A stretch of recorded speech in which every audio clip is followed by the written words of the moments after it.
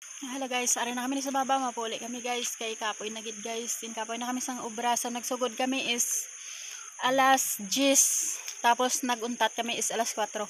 So wala pa kami panyaga, ginrikta na lang gid namon kay para nga matapos namon, pero wala gid namon natapos, may bilin pagid siya nga 4 ka kahon. So balikon na lang ni namon next time. So amo na siyang naobra namon, at least may mehura na kang may agi na kami.